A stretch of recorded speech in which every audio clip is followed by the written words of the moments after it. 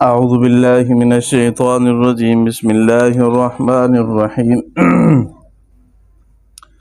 ومن الناس من يقول آمنا بالله وباليوم الآخر وما هم بمؤمنين يخادعون الله والذين آمنوا وما يخدعون إلا أنفسهم وما يشعرون في قلوبهم مرض فزادهم الله مرضا ولهم عذاب علیم بما كانوا يكذبون۔ پچھلے سبق میں بھی یہ بات بیان ہوئی ہے کہ ہدایت کو قبول کرنے اور نہ کرنے کے اعتبار سے انسانوں میں تین قسمیں ہیں۔ ایک تو وہ لوگ ہیں جنہوں نے ہدایت کو دل سے بھی قبول کیا اور زبان سے بھی اقرار کیا، انہیں کہا جاتا ہے مسلمان، مومن، ایمان والے۔ اور ایک لوگ وہ ہیں جنہوں نے نہ تو دل سے اسلام اور دین کو قبول کیا، ہدایت کو، اور نہ ہی زبان سے، یعنی بالکل انکار کر دیا، تو وہ کافروں کا طبقہ ہے۔ پچھلے درس میں ان کا ذکر ہوا۔ اور تیسرا طبقہ وہ ہے جنہوں نے دل سے دین اسلام کا انکار کیا، تصدیق نہیں کی، بالکل منکر تھے، لیکن زبان سے اسلام کا اقرار کرتے تھے اور کہتے تھے کہ ہم مسلمان ہیں۔ مسلمانوں کے پاس آئے تو ہم ایمان والے ہیں، کافروں کے پاس گئے تو کافر۔ اس کو کہا جاتا ہے منافق۔ تو سورہ بقرہ کی پہلی 5 آیات میں تذکرہ تھا جنہوں نے ہدایت کو دل سے بھی قبول کیا اور زبان سے بھی، یعنی مسلمانوں کا، ایمان والوں کا۔ اور اگلی 2 آیات مبارکہ میں تذکرہ تھا ان لوگوں کا جنہوں نے دین اسلام کو نہ زبان سے اقرار کیا نہ دل سے اقرار کیا، یعنی بالکل منکر ہو گئے، کافروں کا۔ اگلی میں نے عرض کیا تھا 13 آیات میں، جو 2 آیات میں نے ابھی پڑھی ہیں 2 سے 3، ان میں 13 آیات میں منافقین کا تذکرہ ہے، یعنی جنہوں نے دل سے بالکل انکار کیا اور زبان سے مسلمانوں کے سامنے آئے تو مسلمان، کافروں کے سامنے گئے تو کافر، یعنی منافق۔ ان کا ذکر ہے۔ منافقین کا تذکرہ قرآن میں بعض پوری صورتیں نازل ہوئی ہیں۔ 28ویں پارے میں ایک صورت ہے سورہ منافقون۔ ان کا معاملہ انتہائی سخت ہے منافقین کا۔ تو دیکھیے امام ابو بکر جساس رحمہ اللہ فرماتے ہیں نفاق کا معنی ہے جس طرح سوراخ، بل، جنگلی چوہا یا کو جو ہوتی ہے، گو، یہ سامنے ایسے اس کا ایک سوراخ نظر آتا ہے، لیکن اندر جا کے دائیں بائیں آگے پیچھے 4 سوراخ کیے ہوتے ہیں کہ شکاری ایک سوراخ کو جب کھودتا ہے اس کو پکڑنے کے لیے تو یہ دوسرے شکار میں، دوسرے سوراخ میں گھس جاتی ہے، یعنی کہ یہ دھوکہ دیتا ہے۔ تو منافق بھی دھوکے کا نام ہے، منافق بھی دھوکے باز ہوتا ہے، خداع ہوتا ہے۔ تو منافق کا یہ لغوی معنی ہے۔ کیوں؟ جس طرح وہ اپنے راستوں کو خفیہ رکھتا ہے کہ شکاری شکار نہ کر سکے میرا، تو منافق بھی اپنے شرک کو چھپاتا ہے، کفر کو چھپاتا ہے، تاکہ مسلمانوں سے نفع اور مصالحت اس کو حاصل ہوتی رہے۔ دیکھیے منافق کی شرعی تعریف کیا ہے؟ منافق کی شرعی تعریف علماء نے لکھی ہے لمن یظہر الایمان ویسر الکفر، کہ جو ظاہر ایمان کو ظاہر کرتا ہے اور اپنے کفر کو چھپاتا ہے، تو یہ منافق ہے۔ منافق 2 قسم کے ہوتے ہیں۔ ایک منافق ہے اعتقادی منافق یہی ہے کہ دل سے نہ اللہ کا قائل، نہ رسول اللہ کی تصدیق، نہ دین اسلام کو مانتا ہے، صرف زبان سے اقرار کرتا ہے، تو یہ اعتقادی منافق ہے اور یہ پکا ٹکا جہنمی ہے، یہ کافر سے بھی زیادہ سخت آدمی ہے۔ اور ایک ہے نفاق عملی اعتبار سے نفاق، جیسے نبی کریم صلی اللہ علیہ وسلم فرمایا آیت المنافق 3، منافق کی 3 نشانیاں، بخاری شریف میں 31 یا 32 نمبر پر یہ حدیث ہے کہ منافق کی 3 نشانیاں ہیں۔ ان میں سے ایک یہ ہے کہ یہ جب بھی بولے گا جھوٹ بولے گا۔ نمبر 2، جب بھی وعدہ کرے گا وعدہ خلافی کرے گا، یہ وعدہ کبھی پورا نہیں کرے گا۔ اور اسی طرح فرمایا کہ جب اس کے پاس امانت رکھی جائے تو یہ اس میں خیانت کرے گا۔ اب جھوٹ تو ہم مومن مسلمان لوگ بھی بولتے ہیں جی، آج کل کے معاشرے میں تو جھوٹ کو گناہ کا کام سمجھا ہی نہیں جاتا، بڑا ہلکا پھلکا کام ہے کسی کو جھوٹ کیا کہ ٹرکا دینا، تو یہ منافق کا کام ہے۔ تو اب جس جس درجے میں جس جس آدمی میں یہ درجہ پایا جائے، جھوٹ بول رہا ہے تو ایک درجے کا منافق، وعدہ خلافی کر رہا ہے تو 2 درجے کا منافق، اگر امانت میں خیانت کر رہا ہے تو 3 درجے کا۔ اور مسلم شریف کی حدیث ہے وَإِذَا خَاصَمَ فَجَرَ۔ چوتھی علامت یہ بھی ہے کہ جب یہ لڑے گا، لڑائی کرے گا تو پھر گالیاں بکے گا۔ تو اب گالی ہمارے معاشرے میں، یہاں لاہور میں تو میں نے دیکھا ہے لوگ مذاق میں اتنی ننگی گالیاں ایک دوسرے کے دے رہے ہوتے ہیں جو لڑائی کے وقت بندہ نہیں سوچ سکتا۔ تو اب خود سوچیں کہ ہمارا عمل یہ منافقوں والا ہے، سمجھ آ گئی، منافقوں والا عمل ہے، تو اس لیے ہمیں اس سے بچنا چاہیے۔ منافق عملی ہم مسلمانوں میں موجود ہے، منافق اعتقادی پکا کافر ہے، جہنمی ہے۔ یہ آپ نے نفاق عملی والا، جیسے ہم کمزور مسلمان جھوٹ بولتے ہیں، نماز نہیں پڑھتے، امانتوں میں خیانتیں ہو جاتی ہیں، تو یہ معاملات میں گڑبڑ ہو جاتا ہے۔ اللہ سے پناہ اور معافی مانگنی چاہیے اور یہ کام نہیں کرنے چاہیے۔ بہرحال یہ عملی ہے، ایک دن اپنے گناہوں کی سزا پا کر ایک دن جنت میں ضرور آ جائے گا۔ لیکن منافق اعتقادی، جیسے آج کل دیکھیں مرزا جو پورے کے پورے دین کے منکر ہیں، اللہ کے نبی کو آخری نبی تسلیم نہیں کرتے، آپ کے بعد ایک نبی نیا مانتے ہیں، اور اسی طرح یہ رافضی ہو گئے، پورے کے پورے دین کا، شیعہ پورے کے پورے دین کا انکار، اور اپنے آپ کو مسلمان کہ ہم سے بڑا تو مسلمان ہے ہی کوئی نہیں۔ تو یہ نفاق اعتقادی ہے، اس سے بچنا چاہیے۔ تو فرمایا وَمِنَ النَّاسِ مَن يَقُولُ، اور کافروں میں سے بعض لوگوں میں سے بعض وہ ہیں مَن يَقُولُ جو یہ کہتے ہیں آمنا باللہ، ہم ایمان لائے اللہ پر، وَبِالْيَوْمِ الْآخِرِ اور آخرت کے دن پر، وَمَا هُمْ بِمُؤْمِنِينَ اور یہ ایمان لانے والے نہیں ہیں۔ یعنی کہ یہ کہتے تو ہیں کہ ہم ایمان لائے ہیں اللہ کی ذات پر اور آخرت کے دن پر، لیکن ان کا ایمان نہیں ہے، یہ جھوٹ بولتے ہیں۔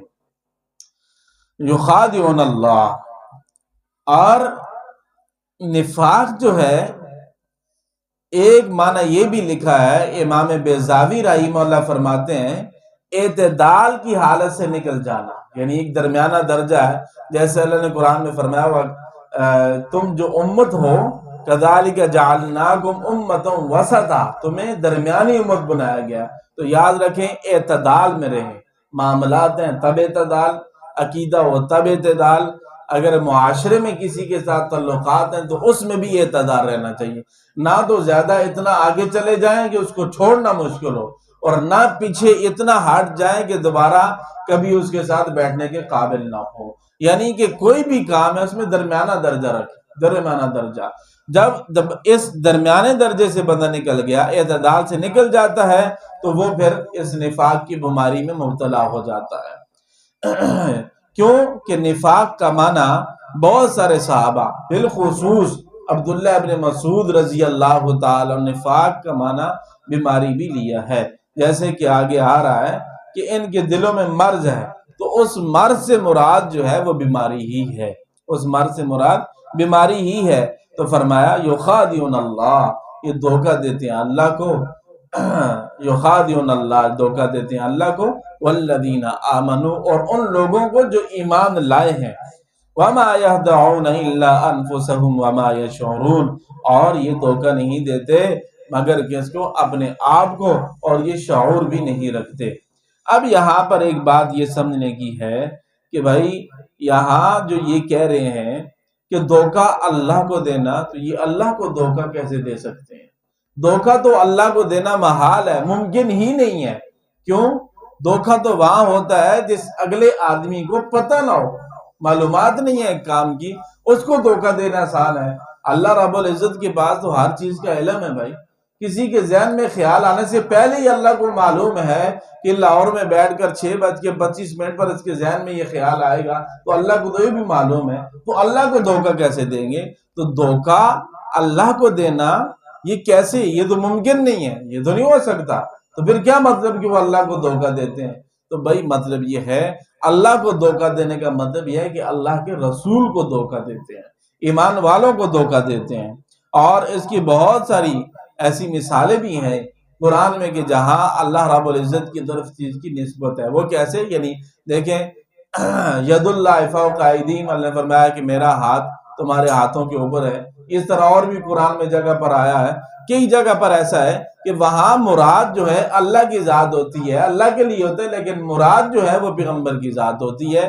یعنی جس طرح فرمایا قرآن میں کہ اطاعت کرو اللہ اور ومن یطع اللہ، اللہ کی اطاعت کرو، جس نے ومن یطع الرسول، اور جس نے رسول کی اطاعت کی فقط اطاع اللہ، گویا کہ اس نے اللہ کی اطاعت کی۔ تو اب رسول کی اطاعت کرنا یہ اللہ کی اطاعت ہے، تو رسول کو دھوکہ دینا یہ اللہ کو دھوکہ دینا ہے۔ یہ مطلب ہے کہ یہ اللہ کو دھوکہ دیتے ہیں۔ فرمایا جی فی قلوبہم مرض، ان کے دلوں میں بیماری ہے۔ ان کے دلوں میں بیماری کیا ہے؟ میں نے عرض کیا کہ یہ بیماری نفاق کی، نفاق کا معنی بیماری، اور بیماری ہے شک۔ ان کو شک ہے، یہ قرآن میں، حدیث میں، پیغمبر کی ذات میں، اللہ کی وحدانیت میں ان کو شک ہے، تردد ہے کہ یہ نبی سچا ہے کہ نہیں ہے، تو یہ ان کے دلوں میں بیماری ہے۔ اور فرمایا فی قلوبہم مرض فزادہم اللہ مرضا، تو اللہ بڑھائے گا ان کے اس مرض کو۔ یعنی کہ یہ جب ہدایت کی طرف نہیں آئیں گے، اللہ کے نبی کو سچا نبی تسلیم نہیں کریں گے، تو یہ مرض ان کا بڑھتا جائے گا۔ دیکھیں کہ دنیاوی مثال بھی دیکھیں، جب جسم کے عناصر خراب ہو جائیں، صفرا یا خون دمی بلغمی اعتبار سے بھی جسم کا مزاج خراب ہو کر اس کو بیماری لگ جاتی ہے، تو اگر وہ بے احتیاطی کرتا رہے، بے پرہیزی کرتا رہے اور اپنی صحت کا خیال نہ رکھے، علاج نہ کروائے، تو بیماری کم ہوتی ہے کہ بڑھتی ہے؟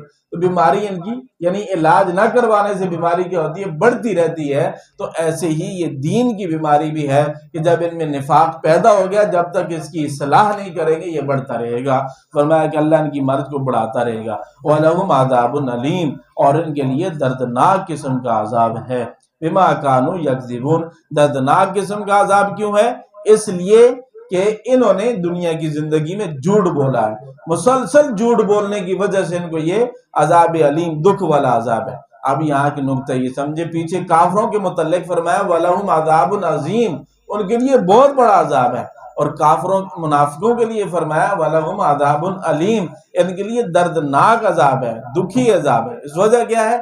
اس کی وجہ یہ سمجھیے، ایک وجہ اس کی یہ ہے کہ دیکھیں کافر میں تو شروع سے ہی اپنی استعداد ہدایت کو قبول کرنے والی خراب کر دی، شروع سے ہی اس نے تو ازلی سے ہی خراب کر دی، ابتدا ہی سے اس نے تو اسلام کا مزہ ہی نہیں چکھا بھائی، شروع سے ہی ختم کر دی۔ اور منافق وہ ہے جس نے اپنی استعداد کو بعد میں خراب کیا ہے، بعد میں خراب کیا، تو اس لیے ان کو جیسے جیسے احساس ہوگا کہ ہمارے اندر یہ صلاحیت موجود تھی، ہم حق کو قبول کر سکتے تھے، ہم حق کے راستے پر چل سکتے تھے، ہمیں سمجھ تھی کہ یہ راستہ ٹھیک ہے، اس کے باوجود ہم نے اس کو قبول نہیں کیا، تو یہ جیسے جیسے احساس بڑھے گا تو ان کے عذاب میں کیا ہوگا؟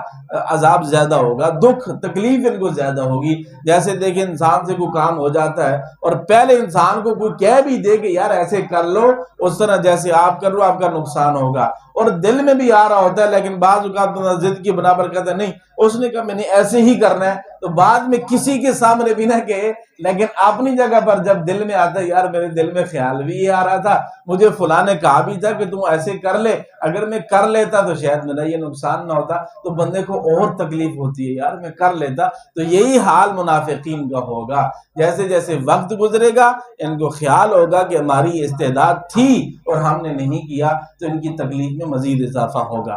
اور ایک بات اور ہے کہ کافروں کے لیے عذاب عظیم، بڑا عذاب، اور ان کے لیے دکھ درد دینے والا عذاب۔ کیا مطلب؟ اس کا ایک مطلب یہ بھی ہے کہ کافروں نے ایمان کو چکھا ہی نہیں ہے بھائی، ان کو کیا معلوم ایمان کا مزہ کیا ہے، ان کو کیا معلوم نماز کے اندر کتنی لذت ہے، کتنا سکون ہے۔ فجر کی نماز جس دن رہ جائے دن سارا کیا کیفیت ہوتی ہے، یہ تو مستقل نماز پڑھنے والا بتا سکتا ہے کہ جس کی دن فجر کی نماز رہ جائے دن سارا ایسے ہی گزرتا ہے، بندہ کہتا ہے پتہ نہیں کیا ہو گیا، کیا گم ہو گیا مجھ سے، سارا دن ایسے ہی چڑپن رہتا ہے دماغ میں کہ یہ کیا ہو گیا آج، پتہ نہیں کیا ہو گیا یار، سمجھ نہیں آ رہی، ایسی طبیعت بوجھل بوجھل ہے، وہ سارا اثر اس نماز کے چھوٹنے کی وجہ سے ہوتا ہے۔ تو ان کو تو ایمان کے مزے کا پتہ ہی نہیں، چکھا ہی نہیں۔ منافق نے تو ایمان ظاہراً قبول کیا ہے، اس نے تو کہا کہ میں ایمان لایا ہوں اللہ پر آخرت کے دن پر، مجھے مزہ چکھ کر اس ایمان کو فساد بگاڑ پیدا کر دیا ہے۔ اس کی مثال سادہ سی یہ سمجھے کہ جب ابدالی شاہ احمد ابدالی جو افغانستان کا تھا، اس نے جو ہے نا جب فتح کیا اس علاقے کو، دلی میں آیا، ہندوستان میں آیا، تو دلی کے لوگوں نے، بعض لوگوں نے کہا کہ یہاں پر ہی بسیرا کر لو، یہاں پر ہی ٹھہر لو، یہاں رہو۔ تو اس نے کہا کہ اچھا میں یہاں کیسے رہ سکتا ہوں یار، مجھے یہ بتاؤ کہ یہاں پر جو ہے وہ انار کا ذائقہ مجھے کیسے ملے گا، کندھار کا جو انار ہے اس کا ذائقہ مجھے کیسے ملے گا، میں کیسے یہاں پر جو ہے نا اس انار کو ڈھونڈوں گا۔ ایک فارسی کا جملہ بھی اس کا کتابوں میں لکھا ہے، این جا انار کندھار کجاست، این جا انار کندھار کجاست، کہ مجھے دلی میں رہنے کا کہتے ہو تو مجھے یہاں دلی میں رہ کر جو ہے وہ کندھار کے انار کا ذائقہ کیسے آئے گا۔ یعنی اس نے کندھار افغانستان کے انار کھائے ہوئے تھے، تو وہ کہتا ہے کہ مجھے دلی میں وہ انار کہاں ملے گا۔ تو بھائی کافروں کو تو عذاب عظیم اس لیے ہے کہ انہوں نے ایمان کا مزہ نہیں چکھا، اور منافقین کا عذاب زیادہ درد والا اس لیے ہے کہ یہ ایمان کا مزہ چکھ کے بگڑے ہیں۔ اللہ اکبر، بما كانوا يكذبون، بسبب اس کے کہ مسلسل جھوٹ بولنے کی وجہ سے۔ وَإِذَا قِيلَ لَهُمْ، اور جب کہا جاتا ہے ان سے، لا تفسدوا فی الارض، نہ زمین میں فساد پھیلاؤ، قالوا انما نحن مصلحون، اور وہ کہتے ہیں کہ ہم تو اصلاح کرنے والے ہیں۔ دیکھیں بھائی شریعت سے ہٹ کر کوئی بھی کام اگر ہم کرتے ہیں تو زمین میں فساد ہی پھیلاتے ہیں، وہ زمین میں فساد فی الارض ہے۔ امام طبری رحمہ اللہ اور امام ابن کثیر رحمہ اللہ فرماتے ہیں، اصلاح الارض والسماء بالطاعت، زمین اور آسمان کی اصلاح یہ ہے کہ اللہ کی اطاعت کی جائے۔